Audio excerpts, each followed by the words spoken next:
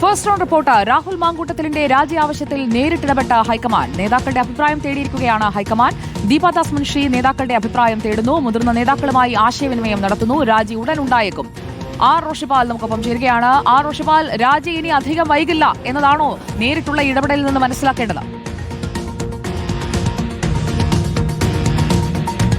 സുജയ പാർവതി, കാര്യങ്ങൾ കൈവിട്ടു. സംസ്ഥാനത്തെ നേതാക്കൾ ഒന്നാകെ ഹൈക്കമാൻഡിന്മേൽ സമ്മർദ്ദം ശക്തമാക്കി.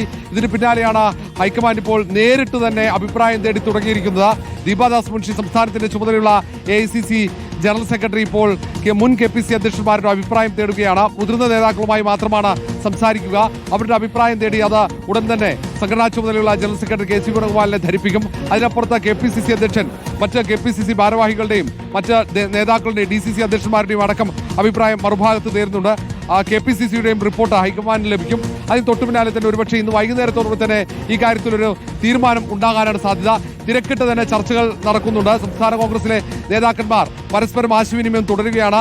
വനിതാ നേതാക്കൾ ഒന്നടങ്കം രാഹുൽ മാങ്കൂട്ടത്തിന്റെ രാജി ഉടൻ ആവശ്യമാണെന്ന നിലപാടിൽ ഉറച്ചു നിൽക്കുകയാണ്. പരസ്യമായി തന്നെ നേതാക്കൾ രംഗത്തിറങ്ങുന്നതോടെയാണ് നേതൃത്വം വല്ലാതെ സമ്മർദ്ദത്തിലാകുന്നത്.